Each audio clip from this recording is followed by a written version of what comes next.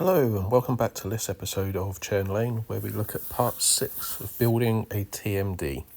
Today we're going to be taking a look at designing the track plan for the depot.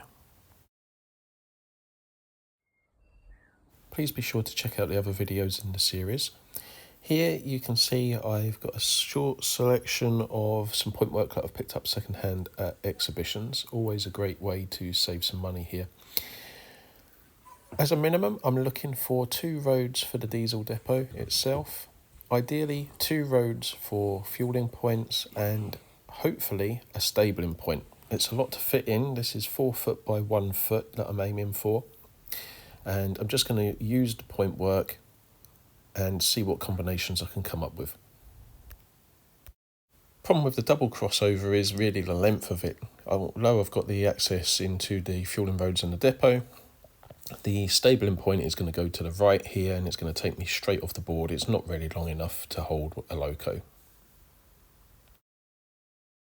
With this three-way point here, although I can get one siding, the other 2, the radius of the curves are going to be far too extreme for the depot, so we won't be using this option either. With the three-way point in this position, sidings 2 and 3 are okay, but siding 1 is going to be too extreme and we're going to end up taking out the refueling point with the loco overhang. This option gives me 2 kickbacks, so it will be a stabling point for each fueling road. The downside of this is a fueling road needs to be cleared to release a loco. This option's starting to look feasible with the right hand going to the stabling point and then the wide point coming into the fueling roads and the depot. Here the stabling point to the right is brought to the front of the board with a single loco released to the left. Downside here is that we end up blocking the view of everything else. Offsetting the fuel road to the rear of the board and trying 2 freeways isn't going to work for me either here because I need to use the depot. Moving the freeway point and using the fuel road for the loco spur for the kickback here doesn't look too bad, but again I'm having to use the fueling road. The stabling point would be right at the rear.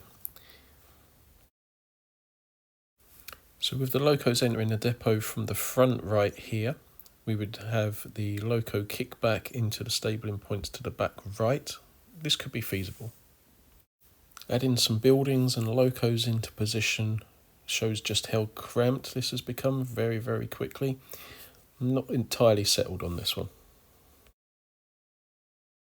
So coming back to an arrangement we had earlier on, using a freeway point and the stabling point to the front with the buildings on, I've also got a kickback siding for refueling the tanks. Not too bad, but I'm still not happy with the idea of blocking out everything with the stabling road. So circling back around then, I'm going to use this arrangement here. I've got the freeway point, stabling roads to the rear for 2 locos, access to 2 fueling roads and the depot. Also with the option here of the kickback siding, and with the buildings positioned you get an idea of what this is going to look like. So for the flyover view we have the stabling point to the right, we have our 2 fueling roads. From there we can progress into the depot building. Nothing's obstructed, so I get a clear view of everything, which is nice. From an eye level, what would this look like? So just checking that I'm happy with how everything is potentially going to look on the board. Here we've got access for refueling the depot tanks. I'll split those out and have those end to end just to save some space. In the next episode we'll be taking a look at building the baseboard now we've decided on the track plan. Stay tuned for part 7.